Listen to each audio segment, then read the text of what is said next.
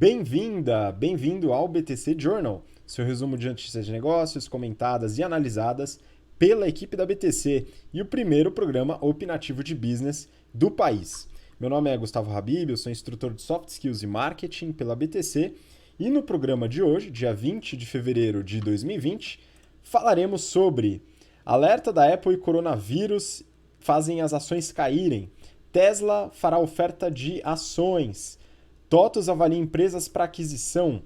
Carrefour paga 2 bi por lojas da Macro. Lucro da dona da Riachuelo recua e os resultados avaliados. Lucro do Banco Inter atinge pouco mais de 80 milhões. Análise dos resultados da Magazine Luiza. Disney também, os resultados e a queda do lucro. E Facebook e aumento dos seus custos. E para me acompanhar nessa trajetória, avaliando as notícias junto comigo, tem aqui Renato Aracaki, instrutor de Finanças Corporativas, Valuation e Estratégia pela BTC. E aí, Renato, como é que estão as coisas por aí? Fala, Gustavo. Fala, pessoal. Tudo bem? A gente está se preparando aí para o carnaval. A gente adora carnaval, bloquinho, etc. Estou brincando. Estou sendo sarcástico aqui. Eu vou tentar viajar para um lugar bem frio, porque eu não gosto desse caos que fica a cidade, e muito menos esse calor aqui que está. Por incrível que pareça, estou sentindo mais calor aqui do que semana passada em Fortaleza. Mas, enfim, né? Vamos para cima que tem bastante notícia. Eu só gostaria de mandar um abraço aí para o pessoal do iFood. A gente fez um evento muito bacana no iFood lá na sexta-feira. Basicamente, a gente fez um BTC Journal ali ao vivo com o pessoal, um time de finanças lá. Agradeço aí também o Diego, que nos convidou lá para fazer essa operação lá dentro. E foi muito interessante, né? Tanto a parte das discussões, quanto o nível, né, de detalhe ali das análises das notícias. Foi muito bacana e caso, eventualmente, você seja um gestor e tenha interesse de levar esse tipo de serviço aí para dentro da sua companhia, entre em contato com a gente, né, no contato@btcompany.com.br, que a gente vai se preparar fortemente aí para trazer toda essa parte de discussão estratégica que é fundamental para esse ambiente competitivo que a gente vive hoje. E vamos lá, né? Você, Gustavo, usou lá a Insider Store?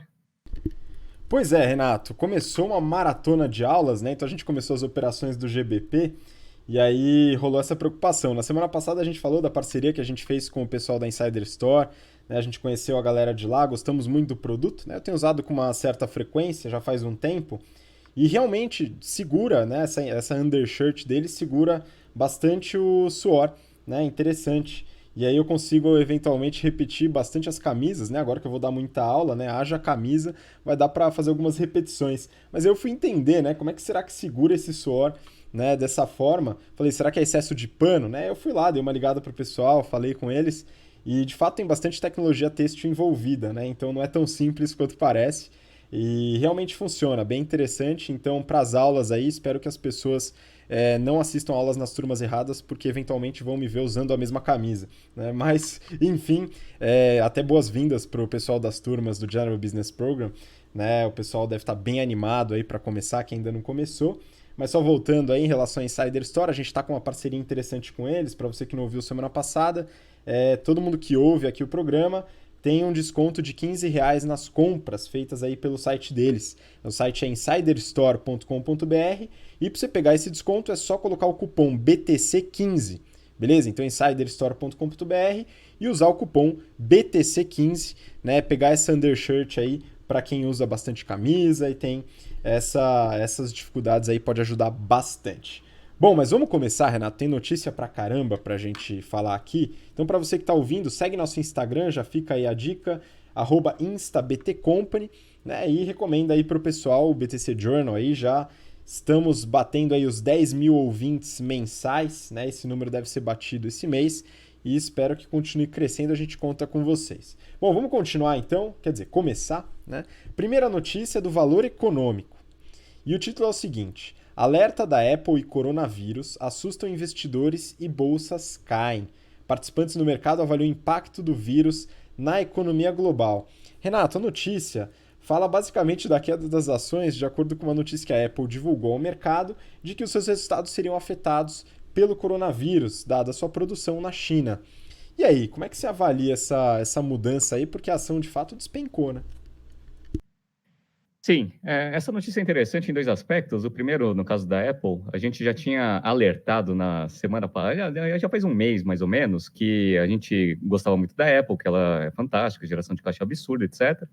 Mas que o que incomodava bastante era o fato de 60% da receita estar concentrada no iPhone. Dado que a Apple ela divulga que vai começar os atrasos, vão começar os atrasos, e aí ela não vai conseguir bater a meta de receita e de entregas aí de iPhone para o mercado, obviamente o pessoal já corrige os modelos e aí a ação cai bastante. É a dependência forte aí de um produto específico.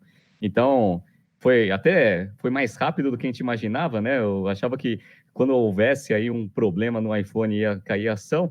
Aconteceu agora com o coronavírus, e aí isso daí demonstrou, ó, eu estou com a tela aberta aqui, ó, as ações da Apple estão caindo 2,3%, né? Agora, ela já não é mais a empresa, tudo bem que varia bastante, mas não é mais a empresa mais valiosa lá dos Estados Unidos. A Microsoft, que a gente falou também, que tem uma estratégia de portfólio muito mais segura, é a empresa mais valiosa, 1,4 tri de dólares, e aí a Apple está com 1,39 tri. Então é isso, basicamente esse é o primeiro aspecto da notícia. O segundo é que todos os economistas ainda não sabem qual que vai ser o impacto real aí do coronavírus na economia. Aqui no Brasil, eu conheço bastante gente que importa, e eles já vêm me relatando que os atrasos já começaram, então boa parte das coisas que foram compradas e que tinham previsão de entrega aqui no Brasil já foram jogadas lá para frente. Isso, consequentemente, vai ter algum impacto também aqui na economia do Brasil. Consequentemente, eu acho que o mundo inteiro vai sofrer com isso. Então, vamos ver aí as cenas dos próximos capítulos, mas certamente esse negócio vai impactar no curto prazo, com certeza. Boa, é importante para você que está ouvindo a gente, né, que acabou não acompanhando os últimos episódios, a gente fala no último episódio sobre o Apple Watch especificamente, e antes a gente falou sobre os resultados e a estratégia de portfólio da Apple. Acompanha lá se você ainda não viu. Beleza, vamos seguir então, Renato. Próxima notícia, a gente vai falar curtinho também. Valor econômico. Tesla fará oferta de ações de até 2 bilhões de dólares. Recursos devem ser usados para reforçar o caixa da companhia. Pois é, Elon Musk fez essa declaração também, né, que eles devem ir atrás de uma oferta de ações e fazer um reforço no caixa. A empresa tem crescido, né, tem entregado mais carros, né, felizmente, mas vai precisar de um reforço, né, Renato? Sim, o fenômeno da Tesla é um fenômeno bem interessante que vários analistas estão tentando estudar para ver o que está acontecendo. Relembrando, a gente falou aqui nesse ano já sobre esse fenômeno, as ações da Tesla deram uma chicotada de dezembro para cá. Ninguém sabe ao certo o que está acontecendo, mas a princípio tem bastante gente especulando que seja uma bolha, ou seja, todo mundo aí está na onda aí, já nem fazem mais cálculo para saber se o valor faz sentido ou não faz sentido, manda comprar a ação. E aí, obviamente, quando a ação ela fica muito valorizada e a própria companhia percebe que não tem tanta justificativa assim, tanto fundamento para esse negócio, ao invés de pegar dívida no mercado, a coisa mais barata é você emitir mais ações, né? A ação está valorizada. Então, o Elon Musk, de burro, não tem nada, ele já percebeu isso e já fez o anúncio que ele vai emitir mais 2 bi. Por quê? Porque ele precisa de caixa. Ele ainda está com um problema aí, ele está fazendo bastante capex, principalmente finalizando ali a fábrica na China, que provavelmente vai ter algum problema, né? Porque, né, coronavírus, acabamos de falar. E ele está também tentando fazer uma fábrica na Europa, que essa semana ele já recebeu uma péssima notícia que o governo alemão já falou que não vai deixar fazer lá. Então, vamos ver. Mas ele é extremamente inteligente, vai usufruir aí das ações acima do que provavelmente ele acha que seja razoável para conseguir trazer mais sócio aí e colocar mais caixa para dentro da empresa. Ótimo. Pois é, vamos acompanhar, mas é interessante esse movimento, né? Aproveitar a alta das ações, vai saber quanto isso vai durar, e aí faz essa emissão, né? O jeito mais barato aí de conseguir esse caixa que é fundamental para a empresa começar a trabalhar direito, né? Fazer os carros que ela precisa fazer, né? E realmente entregar. Exceto o Cybertruck, que eu acho que ela não deveria entregar, aquele negócio horrível, mas tudo bem, aí já é uma opinião, né? Enfim, de qualquer forma, vamos continuar, né? Próxima notícia, eu peguei essa daqui da Exame, viu, Renato? O título é o seguinte: TOTUS avalia dezenas, entre aspas, de empresas para aquisição. Várias startups estão entre as empresas na mira da TOTUS, mas a companhia enfrenta a concorrência dos fundos de private equity. A notícia, Renato, fala basicamente, né, sobre esse interesse da TOTUS de crescer através de aquisições. Eu pergunto para você, por que esse modelo de crescimento, né? E por que essa expansão nesse momento? Pois é, a gente já falou sobre esse tipo de modelo em outras avaliações, inclusive da TOTS, mas a TOTS já faz um tempinho que a gente não fala.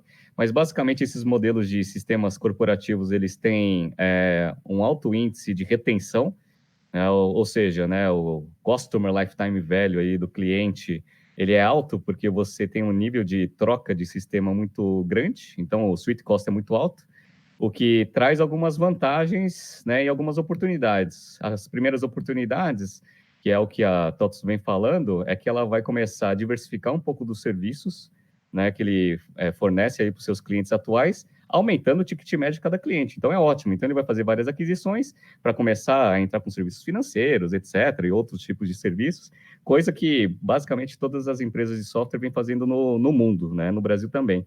E qual que é a dificuldade, né? Porque o fato de você ter um sweet cost alto, ele te traz uma vantagem. Qual que é a desvantagem? A desvantagem é que para você crescer, o seu concorrente também tem um sweet cost alto.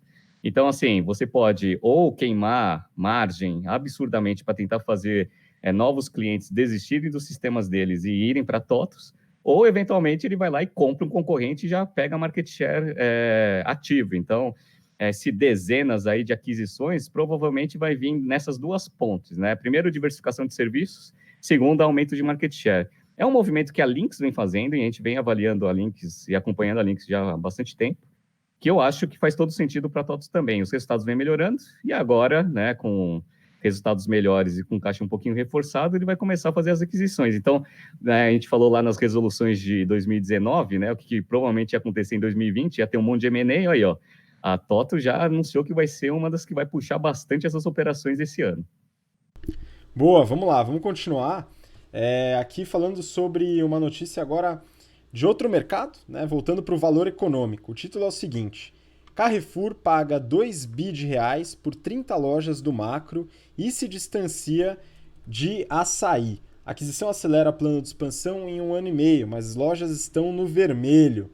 Renato, a gente falou dessa notícia na semana passada, né? Da possibilidade do Carrefour realizar a aquisição de algumas lojas do Macro, e nesse interim, de fato, isso daí veio a público, né? Comprou 30 lojas, lojas que estão localizadas fora do estado de São Paulo, né? E aí eu queria que você comentasse um pouquinho sobre a estratégia do Carrefour, né? Por que fazer essa aquisição e até a operação de atacado que o Carrefour tem hoje, né? E aí, como é que você vê esse movimento?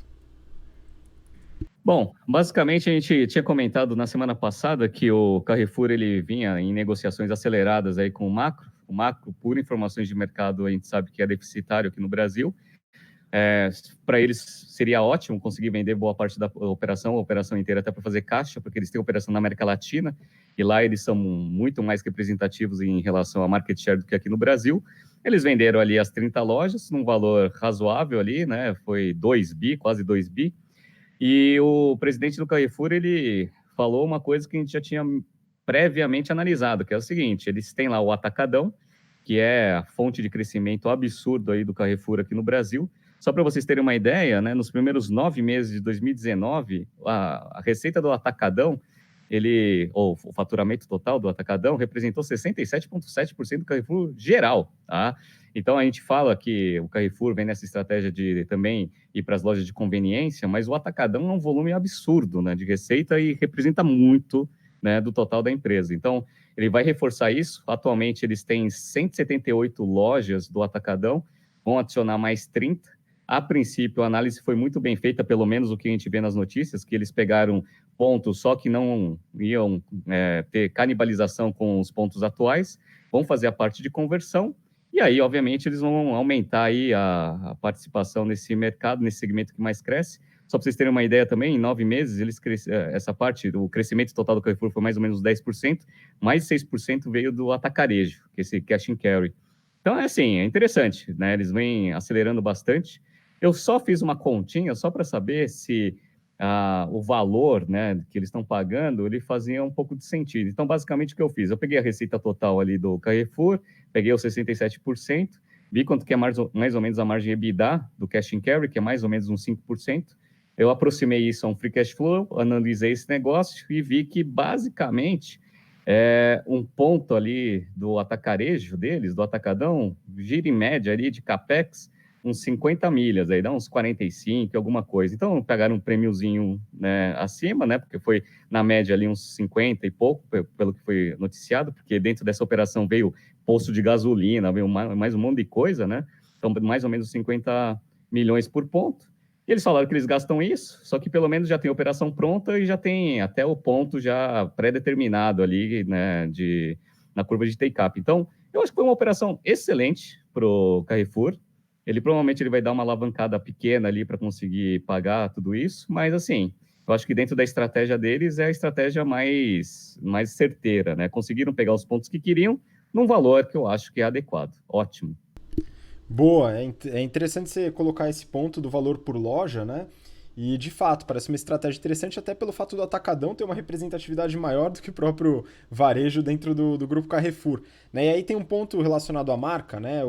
As lojas do Macro que serão absorvidas vão mudar de marca, vão virar Atacadão, só que o Macro ainda continua com as lojas em São Paulo, né, Renato? E aí tem um problema, eventualmente, né? Pelo menos na minha visão, é uma boa parte da estratégia dos atacadões são relacionados a volume. Só que nesse caso o macro vai perder bastante volume pela venda dessas lojas, né? E aí, o que será que pode acontecer aí com o macro especificamente? Pois é, eu não entendi muito bem do lado do macro, por que ele não vendeu tudo? Tudo bem, obviamente deve ter dado algum enrosco na negociação, mas a princípio eles falaram que nunca foi a intenção deles sair do Brasil de forma completa.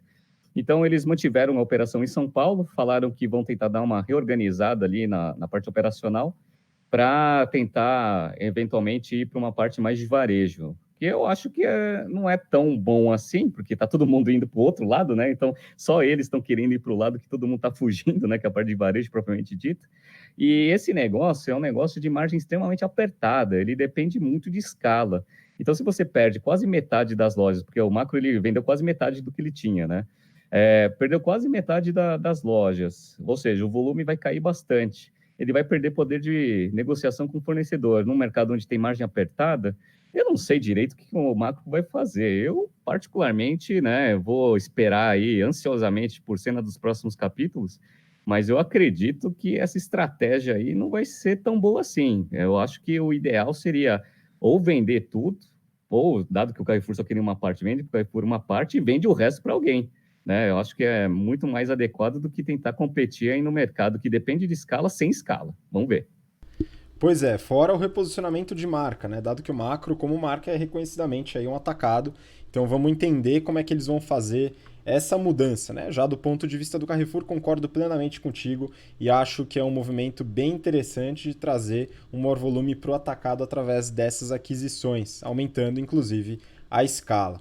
Interessante. Bom, vamos seguir, Renato. Próxima notícia é do Valor Econômico também e o título é o seguinte: lucro da dona da Riachuelo recua 56,5% no quarto trimestre de 2019. A Guararapes reportou lucro de 440,5 milhões de reais no período.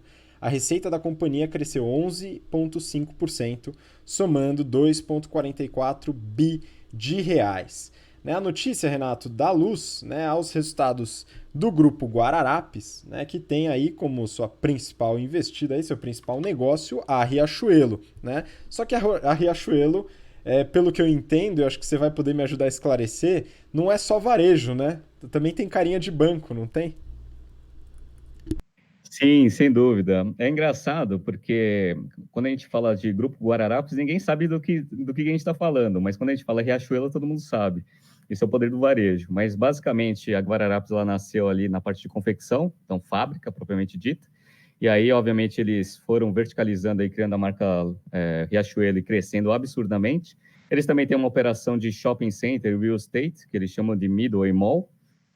E tem a financeira que você mesmo falou aí, que eles chamam de Midway Financeira. É, eu vou pegar os resultados fechados de 2019, porque é o mais fácil de ver para não ficar analisando só o trimestre. Basicamente, é uma operação de 7,8 bi de reais de receita líquida anual, um aumento de 8,6 em relação ao mesmo período do ano de 2018, ou seja, o ano de 2018 completo. O que aconteceu é que a margem bruta ela deu uma pequena queda, então a margem bruta total aí do negócio ele caiu 1,8 pontos percentuais, foi de 64,9 para 63,1, tá? Esse é um problema, porque o ano de 2019 tinha uma expectativa muito boa, mas a economia não deu aquela guinada do que a gente estava imaginando.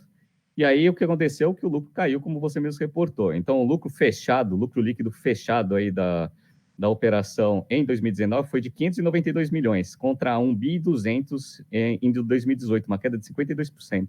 Interessante isso, né? Aí, você me falou lá, e é uma coisa interessante do modelo de negócio, tanto da Riachuelo quanto da Marisa, etc., que são essas empresas que têm a parte financeira para ajudar na operação. A gente fala bastante sobre esse tipo de operação nas aulas de finanças corporativas e valuation, mas basicamente, só para você ver, né, o lucro líquido da financeira, Midway Financeira, foi de 275 milhões em 2019, e o total foi 592. Então, ali está quase metade do lucro ali é banco, né? Operações financeiras. Mas uma coisa que é muito bom para esse tipo de operação é o seguinte: você dá crédito, obviamente, para o cliente, e o cliente vai lá e gasta mais. E você consegue ver esse gastar mais nos índices que eles mostram. O ticket médio de 2019 dos clientes de forma geral foi R$ 132. Então, toda vez que um cliente ia lá, gastava na média R$ 132. Mas os clientes que usavam o cartão Riachuelo gastaram R$ 189. Ou seja, o ticket médio é bem mais alto quando você tem essa operação de crédito. Então, a operação de crédito ela já traz um benefício por causa dos serviços financeiros, de fato, resultado financeiro, e também ajuda no varejo. Por quê? Porque ele impulsiona ainda a venda de produtos. Então, é bem interessante. Agora, a Arapes ela teve essa queda de lucro absurdo, né? Até porque as operações elas estão sendo ajustadas, tanto na parte do varejo quanto na parte financeira. Na parte financeira, o que contribuiu negativamente foi o aumento do índice de inadimplência, que já era minimamente esperado, até porque o Brasil não está aquelas mil maravilhas. Então, aumenta o índice de inadimplência, obviamente o resultado da financeira cai. E o resultado operacional também não foi, né, foi em linha, uma piora um pouquinho, né, menor ali do que a financeira, principalmente porque o mercado não está muito bom. Então, trabalhar aí com margens um pouco mais apertadas para conseguir compensar no volume é o que basicamente todo mundo vem fazendo. Então, a margem bruta caiu, a parte de varejo dos caras, a parte do financeiro caiu por causa da inadimplência, mas a empresa ela continua forte. Então, vamos ver aí cena dos próximos capítulos. Eles têm algumas coisas, algumas questões operacionais que, ao meu ver, eles precisam dar uma resolvida, né? Então, o ciclo de conversão de caixa, que é o que a gente gosta muito de avaliar, principalmente em empresa de varejo, ele ainda está alto, está em 163 dias. Né? O benchmark que eu gosto de ver lá é a Inditex, tudo bem que é a Zara, né, que é o concurso aí do fast fashion, mas a Zara trabalha com 80, 70, ou seja, menos da metade aí do ciclo de conversão de caixa da Riachuelo, mas eu sei que os mercados são completamente diferentes. Mas só para você ver, dias de estoque da Riachuelo estão em 142 dias. Né? Então, o modelo fast fashion deveria, né, dar uma, né, melhorada aí nos dias de estoque, né? Coisa que eu não estou conseguindo ver aqui nos financials. Mas, enfim, tá? Essa é a análise aí da Guararapes. O resultado de 19 não foi muito bom, mas vamos ver, as perspectivas são boas. O resultado, a empresa ainda gera bastante caixa, tem uma operação bem sólida, tem a parte de fábrica totalmente destinada hoje para a Riachuelo. Só uma curiosidade, a Riachuelo ela não vende tudo que ela produz, então ela vende tudo que ela produz, mas ainda precisa de mais coisa. Então, em torno de uns 40%, 50% do que eles vendem hoje vem da própria fábrica da Guararapes, o resto eles importam. Então, é legal você ter essa flexibilidade, né? Porque quando o dólar está muito alto, aí você traz a fabricação aqui para o Brasil. Quando o dólar está baixo, aí você importa, né? Então, é legal a Riachuelo porque ela tem essa compensação aí. Vamos ver os cenas dos próximos capítulos. É uma empresa que eu gosto bastante, que tem um posicionamento muito interessante, muito melhor aí do que os peers que a gente enxerga aí. Obviamente, a melhor de todas que a gente também fala dentro da sala de aula é a Renner. Mas a Riachuelo não está tão atrás assim, é uma empresa forte. Pois é, Renato, a gente tem avaliado recentemente algumas empresas do setor de varejo, né? A gente viu os resultados da Restock, a gente viu os resultados da Hering também, né? Eventualmente a gente pode falar da Renner em algum próximo BTC Journal, mas a gente consegue observar, e além de dados também disponibilizados para o público, né, que o varejo não cresceu no ano passado, né, dessa forma como era esperado, principalmente no fim do ano. Né? Então aquele boom que estavam esperando não aconteceu. De qualquer forma, é interessante que a Riachuelo conseguiu aí alguns aspectos interessantes como same-store sales. Né? Então, realmente tem a dificuldade do varejo, do mercado, da economia como um todo, mas ela continua operacionalmente interessante. Esse dado do ticket médio com as compras através dos cartões de crédito da Riachuelo é realmente bem expressivo. Né? Uma diferença bem expressiva nesse ticket médio de 130 para 180. Isso dá um gás para melhoria ainda mais dessa parte da empresa financeira. Não, sem dúvida. E só para a gente fechar, que esse dado que você acabou de comentar é extremamente importante, o Same Store Sales da Riachuelo, ele foi positivo em 4,3. O pessoal estava esperando algo muito mais alto do que isso, né? Pela expectativa do boom, do varejo, etc. Aparentemente, o último trimestre ele foi bom para a Riachuelo, porque o Same Store foi 9,8, mas não necessariamente foi para os outros que a gente viu. Então, é interessante a gente ver como que as empresas vêm se posicionando. Eu gosto bastante da Riachuelo por causa disso. Ela tem hoje, na sua base de lojas, 321 lojas, ou seja, cresceu em relação a 2018, que eram 312, e mesmo assim ela consegue manter o crescimento de receita e a performance das lojas abertas. Então, acho isso bem interessante. Para quem gosta de estratégia de varejo, pega o relatório da Riachuelo, que ela fala bastante dos esforços que ela vem fazendo na parte de integração online e offline. Várias iniciativas, várias coisas que eles vêm fazendo, vários softwares que eles vêm desenvolvendo. Bem interessante, isso tem minimamente segurado bem o resultado aí da Riachuelo. Isso é bem interessante, mas daqui a pouco a gente vai falar do Oconcura aí nessa parte de integração online e offline. Próximas notícias aí do que a gente vai falar ainda hoje. Pois é, entraremos aí nesse detalhe também, mas a gente já falou bastante aqui no BTC Journal sobre estratégia omnichannel, e aí é importante, pessoal, dar uma olhada nessas estratégias, né, as empresas que têm feito bastante esse movimento. Bom, vamos seguir, Renato, tem bastante coisa ainda para hoje, né? A próxima notícia é também do valor econômico, e o título é o seguinte: lucro líquido do Banco Inter atinge 81,6 milhões de reais em 2019. Contas digitais superam 4 milhões, crescimento de 180% em um ano. Renato, queria perguntar para você, já abriu sua conta no Banco Inter ou investiu no Banco Inter? Olha, eu ainda estou criando coragem para pedir o meu cartão do Nubank. Nem cartão do Nubank eu tenho. Imagina a conta do Banco Inter, né? É, não tenho ainda estou no método tradicional, o Itaú na veia, né? Não que eu acho que é o melhor serviço, mas é por causa do costume mesmo, né? Mas, enfim, aparentemente os resultados eles foram relativamente bons, mas o mercado começou a enxergar essa operação de uma forma diferente. Começaram a dar uma correção na expectativa, creio eu, né? Pois é, Renato, começou os calls de venda, né? Então Morgan Stanley vende Banco Inter, né? Tá toda aquela zona, né? Então, bom, para quem é investidor, tá ouvindo o BTC Journal agora, né? Se você tem ações do Banco Inter, o problema é seu. Mas vamos analisar aqui os resultados, né? Porque eu não tenho ação do Banco Inter, então para mim tá de boa, mas eu gosto de avaliar a empresa porque é um banco, é uma empresa interessante que passou por um movimento de digitalização muito forte, né? Então passou, a gente avaliou já a estrutura, a história do Banco Inter, dá uma olhada no histórico, né? O Intermedium lá de Minas Gerais, né? Um banco antigo, né? Que trabalhava basicamente com crédito, crédito imobiliário, consignado, né? Mudou, sofreu uma bela de uma repaginação na sua marca e agora está aí, vamos dizer, se destacando dentre os principais bancos digitais, vamos dizer assim, tá? Mas assim, só para atualizar os resultados, Renato, então saiu o consolidado de 2019, eu vou pegar os números do ano, né?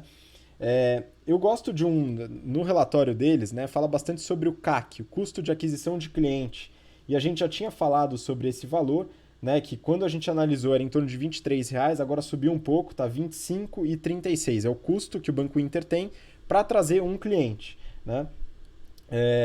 E ele aumentou, né, teve um aumento de 26% em relação ao mesmo período do ano anterior, não por causa das despesas de marketing, que se mantiveram praticamente iguais, mas por causa das despesas operacionais que eles incluem nesse cálculo, né? E aí, pô, como é que faz esse aumento, né, e mantém despesa de marketing? Porque eles têm um NPS muito alto, então tem muita indicação para o pessoal que entra no Banco Inter, e isso acaba diminuindo a necessidade de custos adicionais de marketing para trazer cliente, né? Então eles mantiveram o custo de marketing, mas aumentaram despesas operacionais. De qualquer forma, ainda continua um CAC interessante. Mas vamos lá, é o seguinte, Renato, eles colocam na notícia que o banco teve 1 bi de receita. Legal. Como que é dividido esse 1 bi de receita? 850 milhões é de receitas financeiras, né? Intermediação financeira. Disso, o principal é crédito. Crédito foi 644 milhões de receita. Dentro de crédito, 340 milhões foi de crédito imobiliário e 250 milhões de crédito pessoal, tá? O Banco Inter ele tem uma característica muito conservadora na concessão de crédito. Eles preferem conceder mais crédito com garantia, como o crédito imobiliário, por exemplo, que tem imóvel como garantia. Legal. Então, mas isso diminui um pouco a expectativa de crescimento. Então o mercado acaba ficando um pouquinho pessimista em relação a isso, né? Mas é a estrutura do banco, é como eles atuam. Legal. O resto está em relação à intermediação financeira, né? Taxas interbancárias, assim por diante, completando os 850 milhões. Serviços são 130 milhões de receita que eles tiveram, teve um aumento expressivo em relação ao ano anterior, muito devido à popularização do aplicativo. Né? Então, se a gente fala só da plataforma de investimentos, né, que eles chamam de PAI, Plataforma Aberta de Investimentos, teve uma receita de pouquinho menos de 22 milhões de reais. Né? Isso com 425 mil clientes da plataforma de investimentos. Né? Então, quando o pessoal fala, a gente vê as fintechs vindo com investimentos, plataformas de investimento, o grosso da receita de um banco é crédito, né? Não é serviço. Então, legal, não vou dizer que é irrelevante, mas se fosse só serviço, Renato, o Banco Inter daria prejuízo e um bom prejuízo. Né? Receita de cartões, 83 milhões. Tá? Teve um aumento de 90% em relação ao ano anterior. Ou seja, mais uma demonstração de que a popularização, digitalização e o marketing do Banco Inter tem funcionado muito bem, pelo menos nessa questão dos serviços. Mas o grosso está no crédito e no crédito imobiliário, consignado, assim por diante. Tá? O lucro líquido, então, foi de 81,6 milhões. Teve um aumento de pouquinho menos de 17% em relação ao mesmo período do ano anterior. Né? E aí, qual que é o pepino? Né? Porque assim, a empresa tem diversificação de receita, tem uma operação de crédito conservadora, está dando lucro, o lucro aumentou. Né? Então, o que está acontecendo? Né? Porque a empresa aparentemente está muito bem operacionalizada. É o seguinte, né, Renato? O market cap hoje, que eu vi hoje do Banco Inter, está aí em torno de 10,8 bi, né? E dado esse lucro de 81 milhões, isso dá um price to earnings de mais ou menos 133, né? Esse é um price to earnings, vamos dizer, um pouquinho esticado, né? E aí tem um outro dado interessante que acho que você puxou aí, né? Sim, é interessante, dado que é uma instituição financeira, você fazer alguns comparativos com peers. Eu entendo que o mercado brasileiro, principalmente do mercado financeiro, ele é muito concentrado em poucos bancos e que, obviamente, eles têm uma vantagem competitiva absurda. Mas, assim, ROE, que é o Return on Equity, que é o lucro líquido contra o equity da empresa, que é uma coisa que o pessoal gosta muito de analisar, dos bancões gira em torno ali de uns 20, né? Então, Santander, Itaú, Bradescão, Banco do Brasil, está ali em torno de 20. O que decepcionou muito e que vem decepcionando bastante aí os investidores e os analistas é que esse ROE do Banco Inter é uma desgraça, né? Em 2017, em 2018 era 7,3, que já estava ruim, mas eles estavam com a expectativa que esse ROE ia aumentar. E aí ele foi para 5,6. Olha que desgraça, né? O ROA, que é o Return on Assets, ele está em 1,1. O do Itaú é 1,8, 1,9 ali, então também não tá menos da metade. Então o pessoal não está vendo uma certa rentabilidade ali, tanto na parte de ativos quanto na parte de equity. Tudo bem que a parte de equity eu culpo até o próprio acionista, né? Que ele que foi lá e deu um monte de dinheiro lá pro Banco Inter, né? Aí, obviamente, o PL dos caras foi lá para casa do chapéu, com lucro que provavelmente eles já iam ter de qualquer jeito, né? Aí esse ROE fica lá no chão. Mas, enfim, né? Eu acho que, como você falou, a estratégia do Banco Inter não é ruim, ela é boa. A princípio, a parte de gestão é conservadora, como tem que ser, né? Essas instituições financeiras. E agora o mercado ele vai ter que ajustar. É aquele negócio que a gente sempre fala. E eu lembro que ano passado, quando a gente falou do Banco Inter, o pessoal da turma de Campinas, lembro até hoje, o pessoal da turma de Campinas me perguntou sobre o Banco Inter. Falou assim, olha, eu acho difícil uma empresa do sistema financeiro que vai entrar quebrar. Eu acho muito difícil. Eu acho que ela vai ser rentável. Eu só não sei se a expectativa que o investidor tem em relação ao tamanho da empresa, ele está ajustado com o tamanho da operação que, de fato, essas empresas têm, né? Eu creio eu que o que vai acontecer aí com o Banco Inter é que essa expectativa de valor futuro do negócio seja ajustado. E aí, consequentemente, a ação vai cair. Mas, como você mesmo falou, isso não é problema meu nem seu, porque não somos acionistas do Banco Inter e eu também não tenho nem conta no Banco Inter, né? Então, tanto faz. Pois é, Renato, é interessante, né? Porque é justamente isso. A operação é legal, tal, bem gerida, porém a expectativa de mercado parece que passou um pouco. E aí a gente falou do coronavírus, né? Na minha visão, hoje em dia tem dois vírus que são muito preocupantes. Um deles é o coronavírus, que afetou a Apple, que, né, a gente falou na primeira notícia. E o segundo é o SoftBank. Né? O SoftBank também aportou aí bastante dinheiro no Banco Inter e quem sabe contribuiu para essa relação diferente aí de price to earnings, né, e o excesso de capital que faz com que o ROE, né, cujo denominador é o patrimônio, né, tenha ficado em desvantagem com os peers que a gente comentou, né? Mas é uma operação interessante, né? Vamos ver como que o pessoal vai lidar com esse ajuste de mercado que muito possivelmente vai acontecer. Bom, vamos seguir então, tem mais algumas notícias aí, né? A próxima também é do Valor Econômico e o título é o seguinte: Análise. Magalu gasta mais, mercado absorve estratégia e ação sobe. Mercado já aguardava a dinâmica mais acelerada de gastos após a aquisição da Netshoes. Eu gostei muito desse apelido que o Valor Econômico deu pra gente, viu, Renato? Mercado, achei interessante. Né? A gente vem falando aqui sobre a Magazine Luiza e as consequências da aquisição da Netshoes, né? Inclusive antecipamos que faria pouca diferença no resultado, mas que faria uma diferença negativa no resultado. Né? E aí eu acho que isso daqui está se mostrando aqui nos resultados, né, Renato? Não, sem dúvida. Analisando, obviamente, a Magazine Luiza é um espetáculo ainda. Obviamente, eles têm alguns desafios operacionais e eles têm a parte de competição, que é a parte mais complicada deles, porque a Amazon está vindo babando aí no mercado brasileiro. Então, obviamente, se defender da Amazon não é uma missão das mais fáceis e mais simples aí para fazer. Mas o que a gente vem acompanhando de movimentos estratégicos da Magazine Luiza é que ela vem fazendo boas parcerias, vem atacando em setores onde ela sabe que ela tem uma vantagem competitiva em relação à Amazon, principalmente com a parte de parcerias. Então, a gente falou sobre várias parcerias que a Magazine Luiza veio fazendo, né? Inclusive agora, né, com a Lynx também usando o mini channel para potencializar seu marketplace, etc. Enfim, a parte estratégica eu acho que está sendo bem conduzida.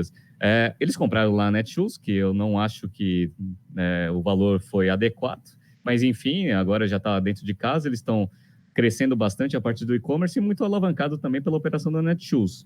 E aí, obviamente, os resultados eles dão uma pioradinha no curto prazo, até por causa da integração. O que se espera de mercado é que no longo prazo, integrado, esse negócio seja bem sinérgico. Uma coisa que eu gosto bastante, que eu já tinha adiantado lá na notícia da Riachuelo, são os números e as métricas da Magazine Luiza. Então, ó, ela teve um crescimento de receita bruta de 29% em relação a 18, foi para 24,3 bi contra 18,8%. Receita líquida cresceu também 27,6%. Lucro bruto cresceu 22%. A margem bruta, como a gente já tinha falado no ano passado, que a margem bruta consistentemente ia mostrar uma queda por causa da estratégia de e-commerce e omnichannel da Magazine Luiza, caiu de 29,1 para 27,9, 1,2 pontos percentuais abaixo. Mas a margem EBITDA dos caras foi bom. Então, a margem EBITDA sem ser o ajustado, foi de 8,9 contra 8 de 2018. E aí veio a notícia lá que o lucro líquido deu uma pequena queda. Mas o lucro líquido contábil, né, sem ajuste, ele até foi melhor no fechado aí do ano de 2019. Foi de 921 milhões contra 597.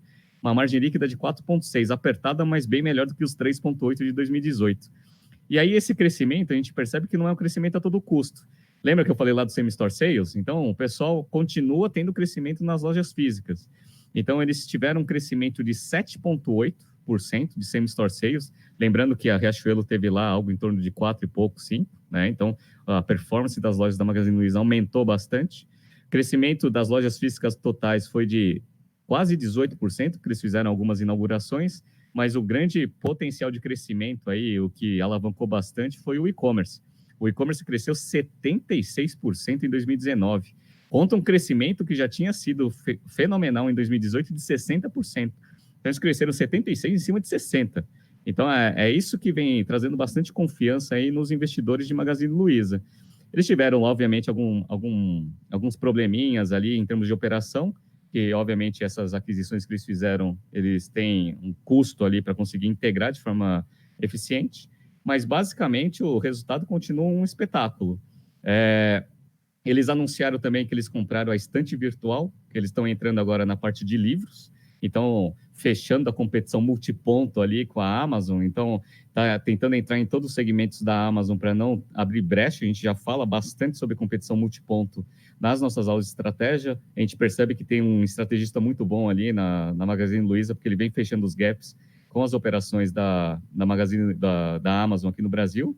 Então, assim, eu acho que é bom. Assim, a Magazine Luiza, ela vem ainda numa tocada forte, melhorou bastante a geração de fluxo de caixa das atividades operacionais.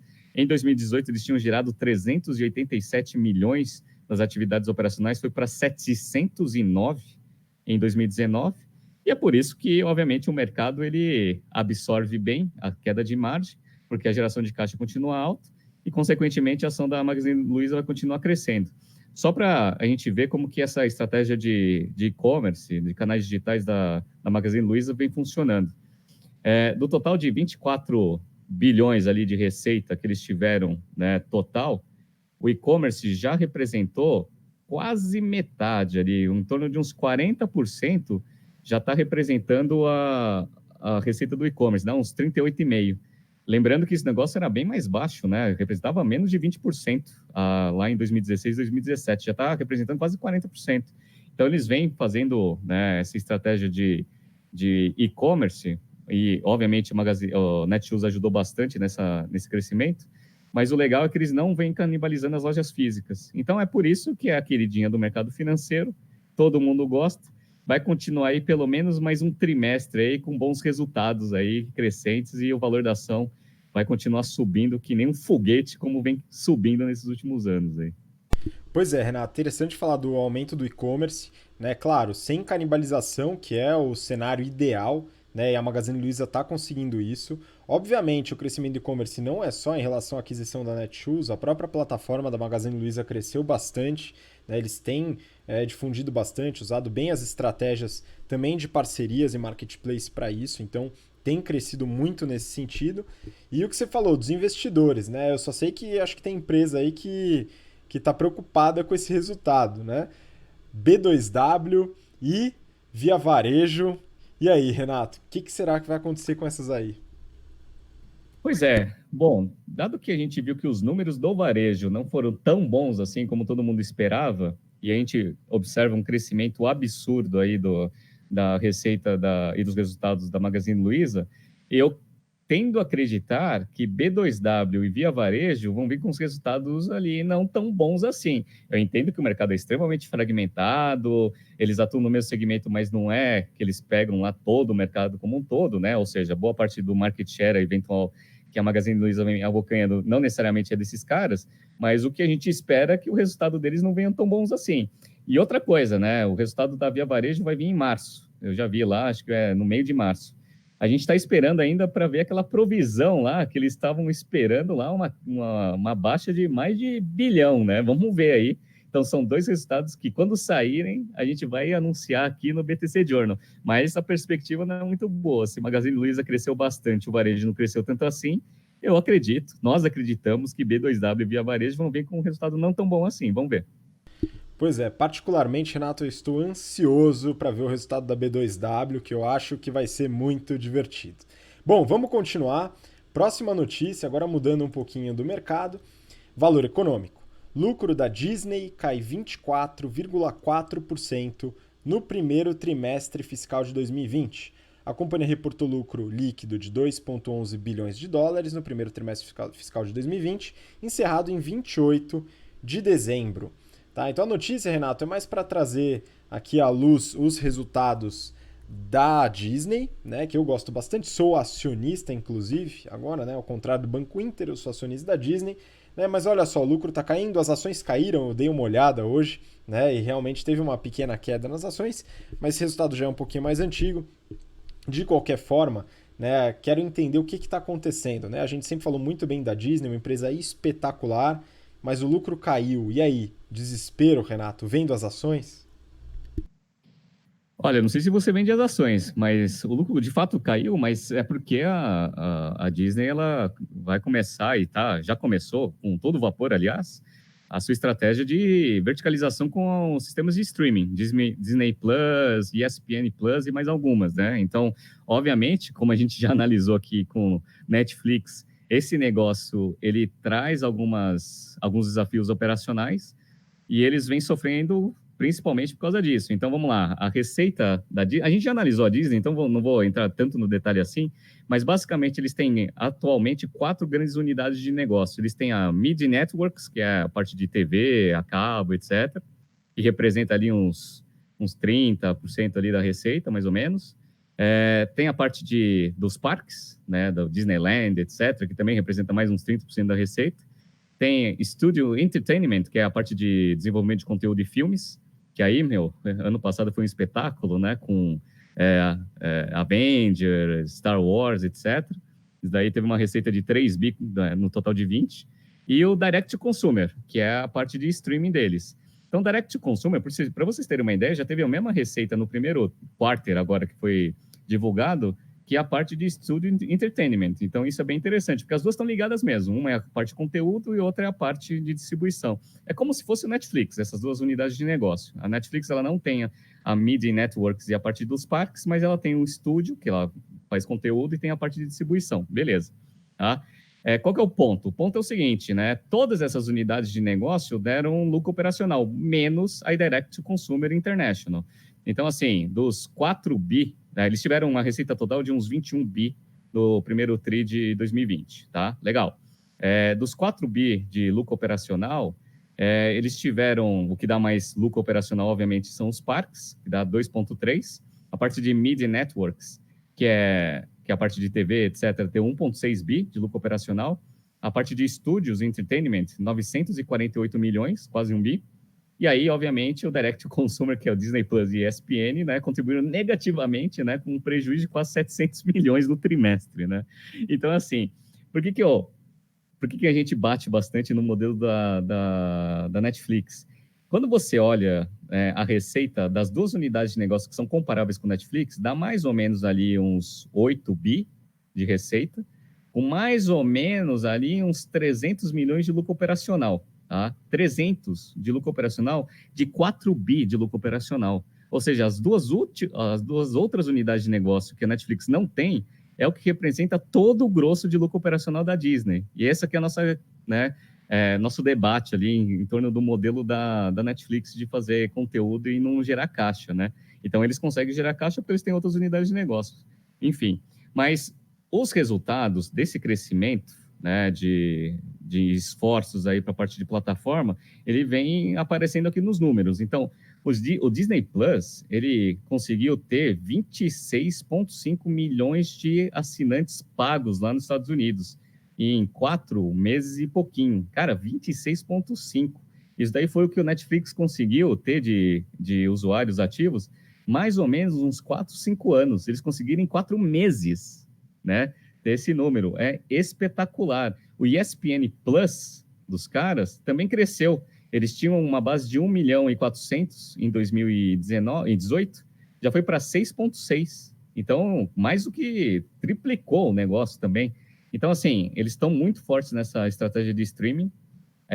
A coisa está andando, eles estão gastando dinheiro pra caramba, mas eles estão conseguindo minimamente chegar lá. Tem a parte do Hulu também, que foi uma aquisição que eles fizeram antes de criar o Disney Plus. Esse negócio vem crescendo também, mas num ritmo bem menor, 29% o número de assinantes, tá? Então, foi mais baixo, mas, assim, se o Disney Plus continuar nessa tocada, meu amiguinho, acho que não vai demorar 3 anos aí para ele começar a ficar no cangote na Netflix. E aí, ficando com a mesma escala do Netflix, vai ser muito difícil segurar, né? Então, esse que é o ponto interessante aqui da notícia. E só por curiosidade, eu peguei umas notícias quando a Disney divulgou que ia ter o Disney Plus, lá em janeiro de 2019. Aí tinha um analista do UBS falando assim, o Disney Plus tem um potencial de ter 50 milhões de usuários pagantes em menos de 5 anos. 50 milhões em menos de 5 anos. Em 4 meses eles tiveram mais da metade do que ele tinha de expectativa, né? Para você ver como é difícil, né, essa galera de banco fazer previsões aí de coisas operacionais, né? Mas sendo justo, Renato, foi em menos de 5 anos, tá? Então ele acertou, beleza? E geralmente eles acertam muito nas expectativas de taxa de juros também, né? Em geral, eles falam que a taxa pode subir, descer ou ficar estável. Então, no fim, eles acabam acertando bastante, tá? De qualquer forma, voltando ao cerne da notícia, né, teve a queda do lucro, né, de fato, mas foi uma queda provisionada e estratégica com o intuito de desenvolver essa nova unidade de negócio do Direct Consumer, né? E aí a questão da diferença que a gente pontuou bastante sobre o Netflix anda junto a divisão de conteúdo e a divisão de distribuição, e a distribuição da Disney, ela é diversificada, né? Ela é pulverizada de certa forma, não só através de uma plataforma de streaming ou de um app, né? Mas através de TV, cinema, etc. E isso ajuda bastante na difusão desse conteúdo, que complementa a receita das outras unidades, certamente.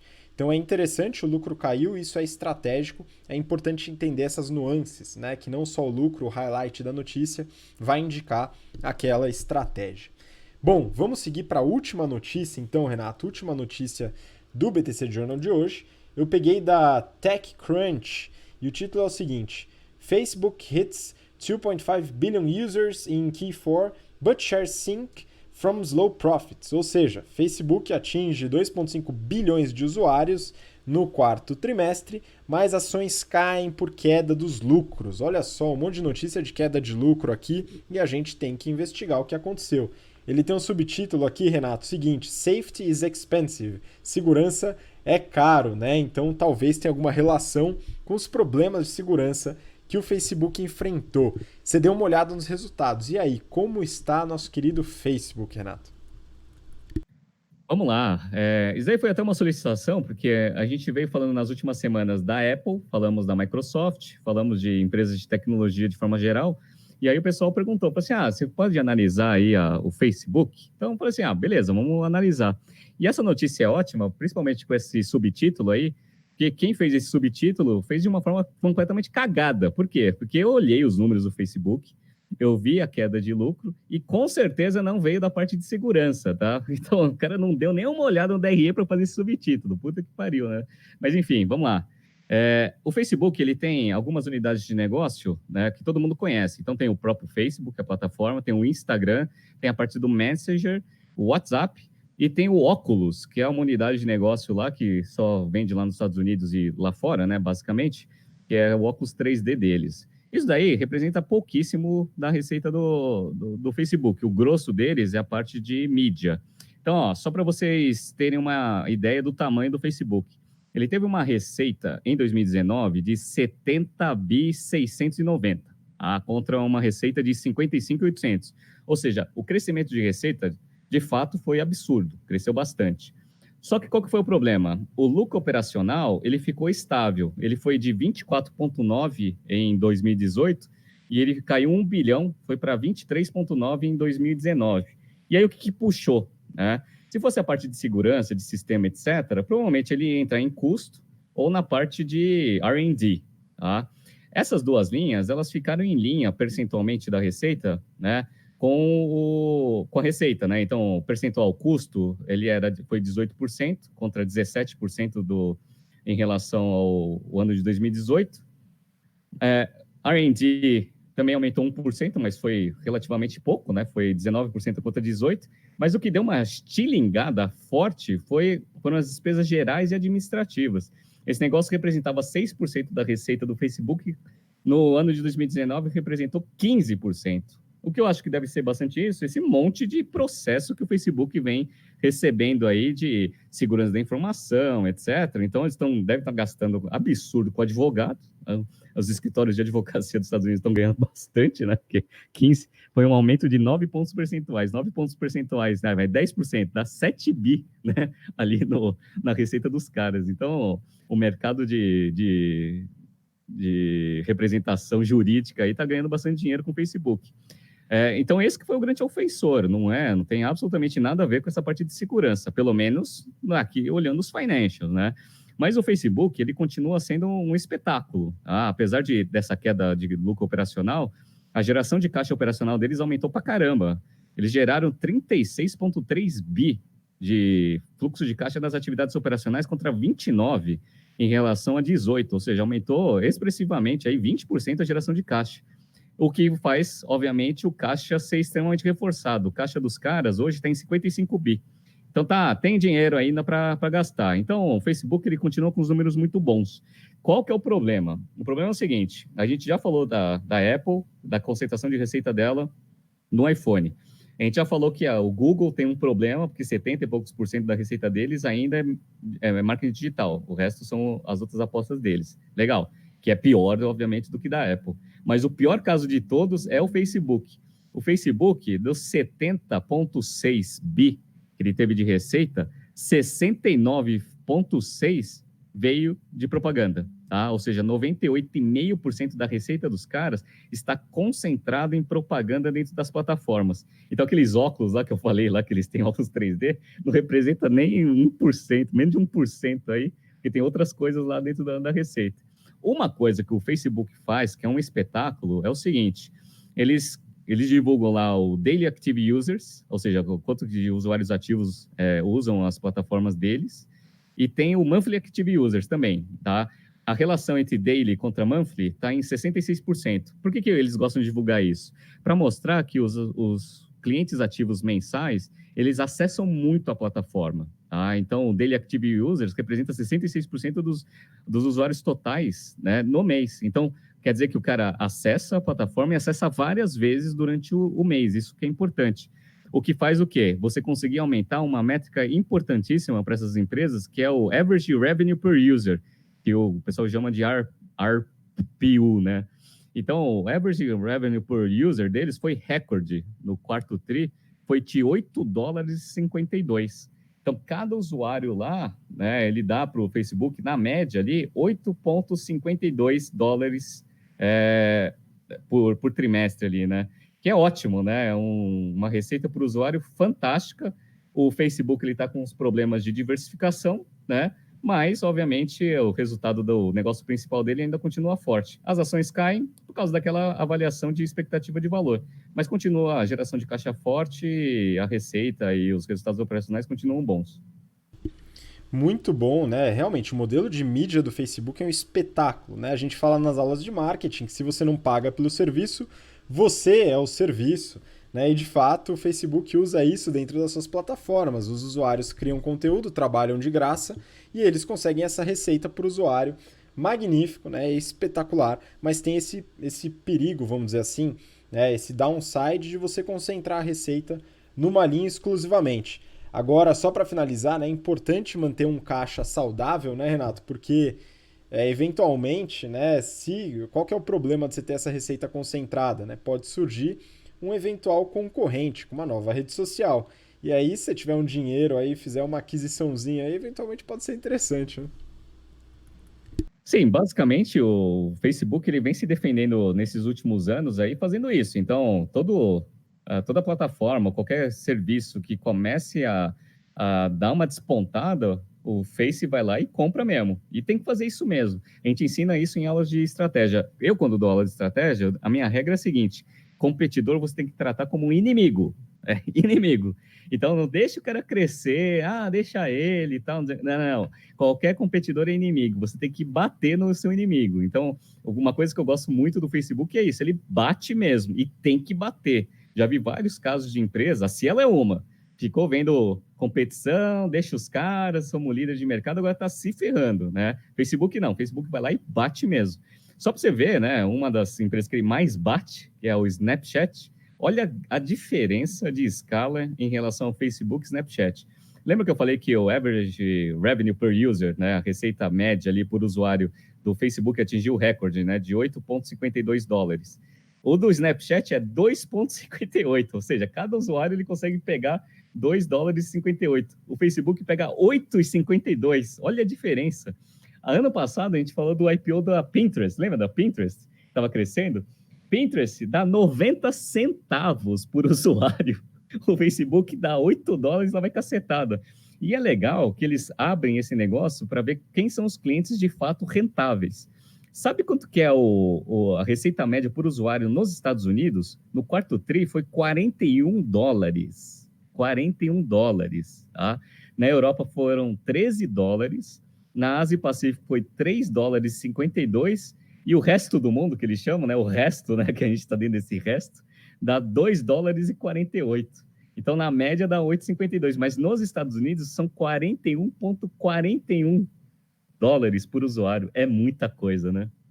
Pois é, um modelo muito interessante mesmo, bem vencedor, né? Vamos acompanhar os próximos movimentos do Facebook nessa estratégia tanto de segurança, né, de dados, que está sendo muito discutida nos Estados Unidos e na Europa, e também esses gastos adicionais aí com os problemas jurídicos que eles sofrem, que é importante se preocupar, mas é uma empresa bem saudável, né? Bom, esse foi a última notícia do Journal de hoje. Então, Renato, manda aí sua despedida para o pessoal. E aí, galera? Então, espero que vocês tenham gostado bastante da edição de hoje. Como eu falei para vocês, a gente ainda tem um monte de empresa que está divulgando o resultado que a gente está no nosso pipeline. Eu já avisei as nossas turmas, eu ministrei a turma, o início das aulas da turma de Campinas. Já falei que quem domina o BTC Journal são os alunos do GBP atual. Então, se você é um aluno do GBP, mais de 400 alunos a gente tem esse semestre. Se você é um desses 400 que quer que a gente analise qualquer empresa, fale com o instrutor ou mande um e-mail para a gente, que a gente vai colocando aqui no nosso pipeline para a gente, né, colocar e construir as pautas. E você também, que é ouvinte ou telespectador, caso você tenha alguma notícia que você queira que a gente comente, mande ali um direct ali no Instagram ou nas nossas redes sociais, que a gente vai, né, com o passar do tempo, a gente vai matando aí todas as solicitações, beleza? Então, um grande abraço a todos e até semana que vem. Desejo um excelente carnaval para todo mundo. Um abraço. Muito bom, obrigado Renato. Bom carnaval para você, bom carnaval também. Aproveitem bastante as festas, voltem vivos de preferência das festas. E muito obrigado pela paciência e pelo interesse de ouvir a gente aqui, né, no seu momento de curtição. Temos um encontro marcado nas próximas semanas, vamos avaliando as notícias e nos vemos em breve. Um grande abraço, até lá, tchau, tchau.